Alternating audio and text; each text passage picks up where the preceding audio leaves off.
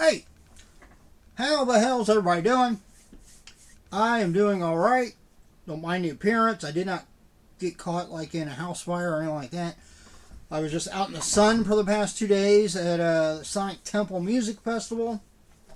So you're probably wondering, okay, well, if you're doing this video, which I'm doing this video on a Saturday, the 16th at 5:05 p.m., you're probably wondering, okay, well, shouldn't you be at Sonic Temple right now?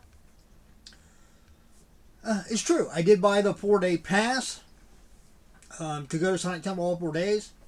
But I've noticed the last few years,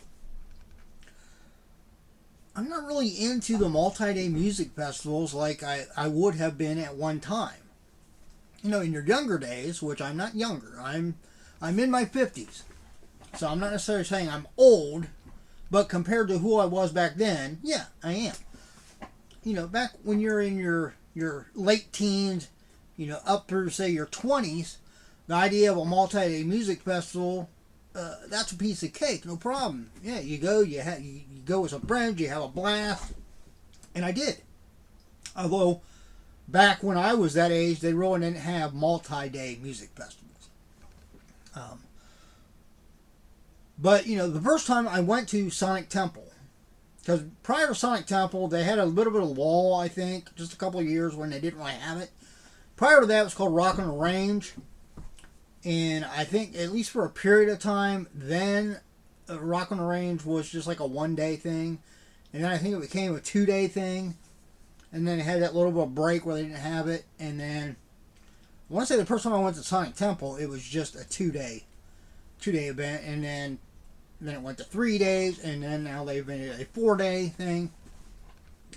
It's 120 plus bands. Which is great, but the downside of that is that they have to stagger them in a way across 4 stages to where you have to pick and choose sometimes which band you want to see at any particular time, because they'll have 2 of them basically playing at the same time. Which I understand, but at the same time it kind of sucks a little bit. It's great because, if you don't like the one band, then you have another option. But at the same time, if you're somebody like me that likes just music in general, then you got to pick and choose, okay, who do I want to see, who do I want to miss? Okay. Second thing is that it's just exhausting. It's exhausting if you go and you're one of those people that, plans out and you walk from stage to stage to catch as much as you can. But it's also exhausting if you're like me. And the way I look at it is you work smarter, not harder. And I go up and I sit in the upper stands on the one side of the stadium to where I can watch all the main stage acts. And at the same time, I'm in eyesight of the main secondary stage outside the stadium. So I can actually kind of watch it and watch it on the big screens and hear it in between the main stage acts. So I'm not really walking anywhere, but it's still exhausting being out in the sun for, 10 plus hours and then being there for, a few hours after that, after the sun goes down. Now, I had fun. Don't get me wrong. I enjoy myself. I enjoy the music. In particular, yesterday, Friday, I got to see all the bands, the main bands for the whole weekend that I was really wanting to see, which was the bands from my old thrash days. That's when I really got into metal, was from the late 80s up through the 90s. And been a metal fan since. But I got to see Overkill, Exodus, Testament, Alice Cooper, obviously not really thrash, but, a legend. And then Rob Zombie. On the other stage, they had Suicidal Tendencies playing. And that was just yesterday. Thursday they had Korn. That was the big one that stuck out because they were a headliner. Ginger. So, I definitely got to see a lot of great bands, and I enjoyed it. But after 2 days, I was like, you know what? I'm just kind of beat. I'm just kind of, as much as I'd like to go, the idea of sitting out there in the sun for 2 more days, no. And the great thing is, for what I paid for my 4-day pass, because I'm signed up to where I get a notification like as soon as they plan on doing like the pre-sale. So I paid like $280 for my bracelet for all 4 days. Stadium, general admission. So that means not on the actual field level, but up in the stands. Which I like being up there anyhow because you can see everything.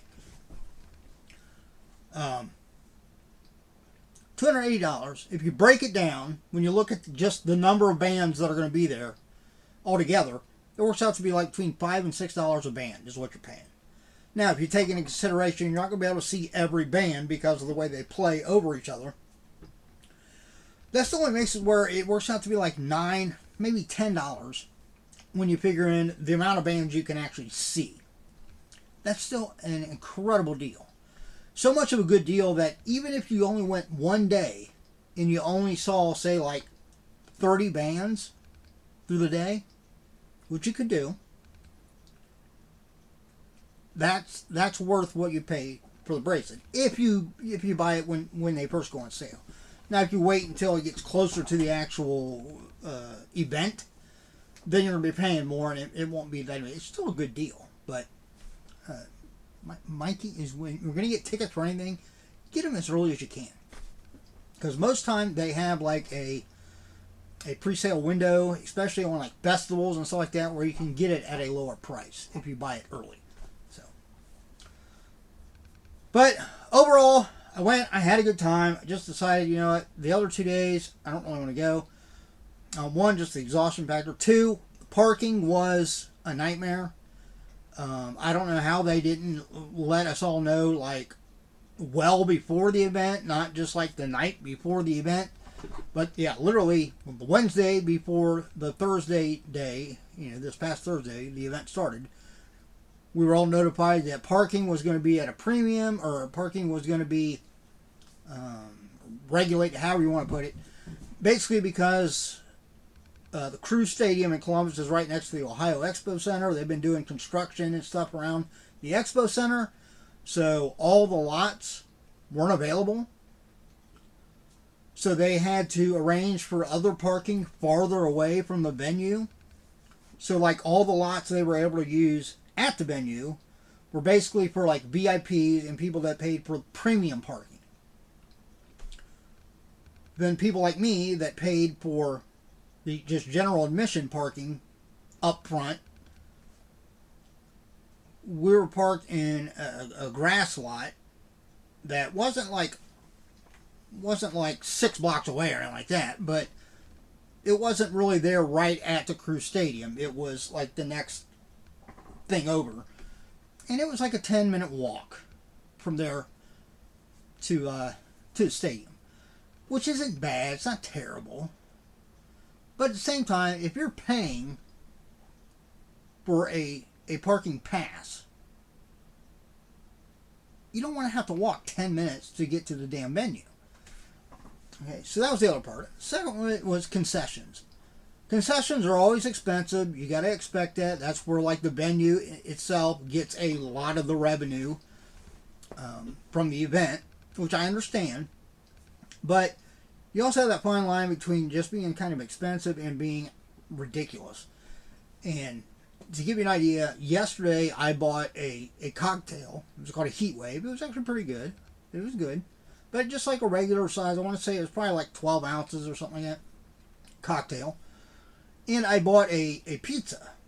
This pizza was like a 4-inch or 5-inch little pizza with just pepperoni and cheese. They cut it in half, so you had basically like 2 pieces. Came to be like $30. Yeah.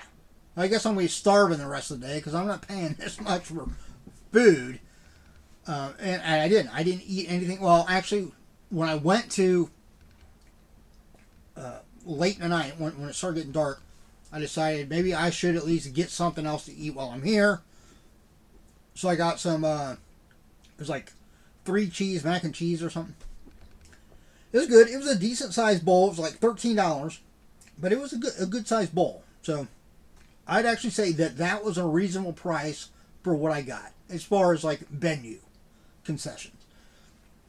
Wasn't the greatest, but you got to kind of expect that. I think if if you're waiting and it's getting close to the time when they're going to be winding down from having their fryers going and stuff like that, it was good, but it also you could kind of tell that okay, this wasn't like something that they just made. It probably made like an hour ago or something. But like I said, I've seen the bands I really wanted to see. I did not see Metallica. I heard like 2 of their songs. Because obviously, the actual stadium itself was completely packed for Metallica. And I went out and, was walking around and stuff in between. Before Metallica took the stage, I watched Rob Zombie. And then I decided to go out and, again, look, see, get something to eat, use the restroom. And I knew that just doing that, when I came back, it was going to be a hell of a time trying to find a seat. And I'm not like one of these people. I mean, I'm a people person. I like people. I'm just not real outgoing.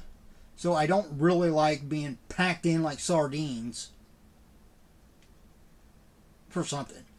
It kind of takes away from me being able to really enjoy it. Comfort level thing, So I decided to bring up the schedule and see, okay, well, because I knew they were going to have some other bands playing during Metallica.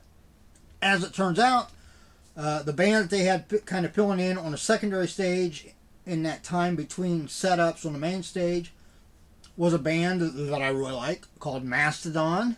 So I went over and watched them. And when they were done, they carried over about 10 minutes into Metallica's set. And I thought, well, let me go. And I pulled up the schedule again and looked. And lo and behold, one of the bands I really like, I've seen a number of times. And I actually like more than Metallica. Don't get me wrong, I like Metallica, but this is a band that, given a choice, I'd almost rather see this band. So I walked over to watch them instead, and that was Cannibal Corpse. Who put on a hell of a show. And, yeah. So by that time, it was going on, it was like 10:15 or something like that. And again, I didn't want to try to walk in and try to find a place to sit, because I knew there probably wasn't any open seats at all. I didn't feel like standing to where I couldn't see anything and be packed in like sardine. So I just kind of wandered around the outside to where I could still hear Metallica. So I heard 2 of their songs. I don't remember which 2 songs they were. But then I decided to leave. It was about 10:30. I decided to leave. So still got my money's worth. And then, like I said, tomorrow, I decided, you know what, I'll just take it easy. I think next year I'll wait and I'll see who they're going to have. And then maybe, if anything, I'll buy, I know I'll pay a little bit more than I would if I just bought it right when they go on sale. Or what I might do is, instead of waiting to see who they announce and then picking, do I want to go on a Friday or Saturday, maybe I'll just say, okay, you know what, I'm going to buy a wristband for Saturday. And whoever's playing on Saturday, that's who I'm going to go see. But I'll just do a one-day thing. Or I might take the money that I would normally spend to go to, a festival like that and divvy it up and go to like 3 or 4 concerts. To where you're just seeing like the main band and like 1 or 2 opening bands. But I don't know. We'll see. Anyway, that was that was it. I know this video was weird because it wasn't really I mean, I had plans of kind of getting into this and spewing all that out and then going into something that I did here, but we're already at 14 minutes, so we'll just leave that. We'll just leave that as kind of like a different type of material video. Talking about the pros and cons. We'll elaborate a little bit further though here, because I was talking about how I'm not really fond of the multi-day festival events, and where that comes from is I went to a number of Ozfests back in the day. Because it has been a while since they've done Ozfest. Because it used to come around every year, and it used to travel around the country. I think the most recent one they did, I want to say it was maybe last year, the year before. It was just like a one-day thing, and it was, I don't remember where it was. I almost want to say it wasn't even in the United States. I think if it was probably like out in like L.A. or something like that.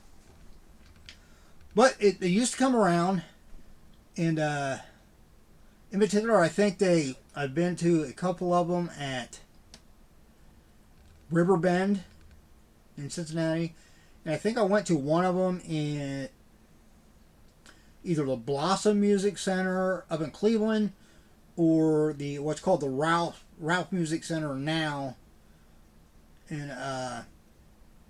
Noblesville, Indiana. Well, what I loved about Ozfest was they had 2 stages. And the one I remember the most, I believe, was at Noblesville. Because they had the obviously the main stage inside the venue. In Noblesville, Indiana, they have the Ralph Music Center is a big outdoor amphitheater. It's got like a pavilion, it's a covered area, but then it's got a big lawn area. It's got big concession areas down below and some concessions along the back of the lawn. It's a really nice place to see shows. But they had the main stage, and then off to one side in the area they had the secondary stage. And logistically, the way they had it set up is a one-day thing. They had a total of like, off the top of my head, I want to say like 40 some bands. It might have been more than that. But they had it set up to where the first band took the stage at like 10 o'clock in the morning. So it was still an all-day event. But there was literally no downtime between bands. None. Because on that secondary stage, it was essentially a revolving stage. They would have 2 of the bands set up. All their gear set up. Everything configured, ready to go. First band would come out, take the stage. They'd play for, their 20, 25 minutes or whatever. As soon as they walked off stage, the stage was essentially turned to where the next one was ready to go. They hooked up a couple of little things. Did a quick little test to make sure everything was amplified and everything was good to go. And within like 5 minutes of the first band stopping, the second band was taking the stage. They'd play, and they, while they were playing, back basically behind the curtain, because the 2 bands' equipment was split by a curtain on the stage, they were setting up the next band behind them. And then when they were done, same thing. 5 minutes later, it was rotated. The next band went back and forth like that up until, I want to say, about 3 o'clock in the afternoon. And then they would start alternating between that stage and the main stage. And then it would go back and forth like that. Until they got to like the last 3 headlining bands. And then you'd have like your big headliner on the secondary stage, and then right after that you'd have like 3 headlining bands that all their stuff was already set up to where when the first one was down, they just basically moved their drum kit off and some of their props and stage dressing and stuff, and moved the next band's drum kit in, and boom, like 10 minutes, it was ready to go. So you could literally see pretty much every band that was on the bill that day. There was no picking and choosing who you wanted to see. So you truly got your money's worth. It was great. It was just a one-day thing. I miss those days. I really do. I think Ozzy and, of course, Sharon, who was like the main brains behind the logistics and setup of Ozfest over the years, I think absolutely genius. I think that revolutionized what a music festival could be. I wish they would bring that back. I really wish. I wish somebody would pick up the reins, obviously with Ozzy's blessing, and start doing like an Ozfest tour again, to where they have 30 bands or 40 bands on the bill, and they basically, they all basically coordinate their tours to where it's just Ozfest around the country.